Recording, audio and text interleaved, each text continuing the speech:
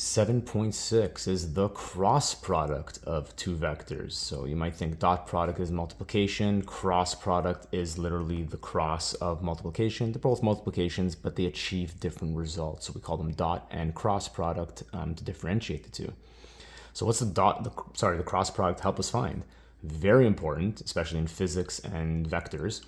The cross product helps us find a perpendicular vector to two vectors. So for instance, if the frame of this whiteboard is made up of two vectors, making a 2D space or a plane, then the cross product helps us find the vector that is perpendicular to that plane, right? Sticking out of that plane. It doesn't have to be here, it could be anywhere on that plane, right? So there's probably gonna be an infinite number of solutions of a vector perpendicular to two vectors because it's just perpendicular to the plane that those two vectors make. And that plane could be like this, right? And the vector would come out like this. Doesn't matter how the plane is, but this vector would stay perpendicular. So this ruler would be the cross product. Okay, let's do this, the grind way. We know how to find perpendicular vectors using the dot product. So if we have vector A and vector B, and we want to find the cross product, and we know that the cross product is the perpendicular vector to two vectors, let's say that, we want to find a vector that's perpendicular to both, right? So let's use V, and we're actually going to give x, y, z, this property, because if we know that a dot v is 0, because the dot product of a perpendicular or two perpendicular vectors is 0, and b dot v equals 0, then we can find out what the actual vector is that is perpendicular, right? Or what multiple number of vectors is perpendicular. So let's take a look at what that would mean. So over here we can say, let me change up the color a bit. We're going to go with a dot v must be equal to 0. But we also know that b dot v has to be 0 as well. This is just 1, 1, 0 dot x, y, z. And b is just 1, 3, negative 1 dot x, y, z. Both of these results must be 0. We know how to find the dot product. I'm going to find the dot product here. 1 times x, x, 1 times y, y, 0 times z, goodbye. And here I am. I'm going to do dot product here too, and I'm going to get x plus 3y minus z equals 0. So I'm going to do a bit of substitution and manipulation here, right? So I'm going to call this equation 1 and this equation 2. Again, so this is just how we're doing the cross product using the dot product, right? You probably would never do this, but it's good to know how it's kind of derived. So I can take this equation and subtract this one. So I can say I'm going to do equation 2 minus 1. Good communication is always nice. So I'm going to do x minus x, goodbye. All I'm doing here is elimination, right? I have 3 variables, that's fine. But the x's are the same, so I'm going to eliminate them. This minus this. 3y minus y is 2y. Negative z minus no z is negative z, and this equals 0. Okay, so now I can say, well, that means 2y must be equal to z. This is a nice little milestone here, right? Because now I know z in terms of y. Well, I can actually go from here, and I can plug this into here and get rid of the z. So I can say this is now just x plus 3y minus 2y. So I made that substitution of z right here. And now I can say, well, x plus y equals 0. And now I can find x in terms of y. So I can say, well, x is just equal to negative y, and that's a little milestone right there. So now I turned z into a variant of y. I've turned x into a variant of y. That's my answer. So I can say, well, therefore, negative y, y, 2y is that perpendicular vector, right? So the x value is negative y, the y value is just y, and the z value is 2y. And what I can do here is I can actually remove the scalar y.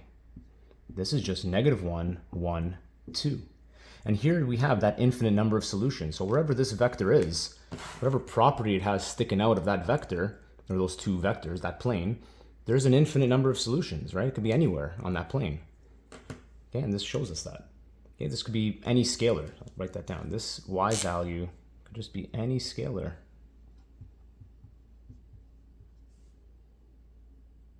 Okay, this might be confusing, but it's really just to grasp what we're really trying to achieve here, which is that perpendicular vector. So I'll show you how we can actually use the cross product next.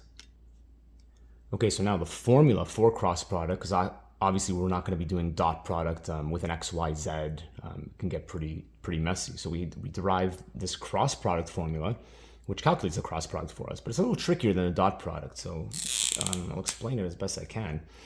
To calculate A cross B, where vector A is just this and vector B is just this, the three numbers there, what we have to do is actually set up a list, and we're going to start with A2 and B2. Okay, now this is just a strategy to do what we just did on the previous screen. And now I'm just going to count up and repeat. So I'm going to say this is A3, this is A1, this is A2. And the same over here. This is B3, this is B1, this is B2. So all I'm doing is saying B2, B3, B1, B2. I'm going in order starting from A2 and B2. We always do this. This does not change. Okay, you start from the second number, you write it down, you go to the third one, the first one, and you end with the second one again. Now the cross product here is just this, this, and this. So what's that mean? The first cross that I'm doing is my x value. So this is just A2 times B3 minus A3 times B2. A2 B3, A3 B2. There it is. The y value is the next cross. A3 B1, A1 B3. So I'm multiplying and subtracting. When you get good at this, if you're good with multiplication and subtraction or addition, this is a complete joke. It's really, really fast. Kind of difficult to do it from here, but with practice, if you practice it from the question, you can kind of figure out the cross product just from there. But be aware of mistakes. Make those mistakes in your homework, not on the test. And the z value is the last one. So this is going to be A1 B2 minus A2 B1. And these values are the x, y, z coordinates of that perpendicular vector to A and B. Okay, and I'll show you an example using numbers on the next one, but actually I'll finalize something here and say, well, A cross B, therefore, and this is going to look messy, but I mean, it's the same thing we wrote here. The x value is just A2 B3 minus A3 B2, comma. The y value is just A3 B1 minus A1 B3, comma. And the z value is A1 B2 minus A2 B1. So if you're a formula guy, you like memorizing, you have a great memory in that sense, you can just boom, right into your cross product. Or if you're more visual, you can kind of set up this strategy and multiply and subtract, get your x, get your y, get your z separately. And if you, from visual, you want to be more advanced, you can start attempting it straight from the coordinates. Okay, so we'll go on to an example. Okay, so if we have vector P and vector Q, and we want to find the cross product of P and Q, but also the cross product of Q and P, it's the same thing, just backwards. We're going to do exactly what we just kind of learned. So I'm going to have vector P over here and vector Q. And I'm going to start listing the numbers in P starting from the second one. So 3, 2, -1, back to 3. And I'm going to do the same thing with Q. -5, 6, 2, -5. And then I'm going to find the 3 crosses, just like that. Okay, I don't really want to write, but you know what, I will. So the first value is going to be 18 minus -10. That's my first value.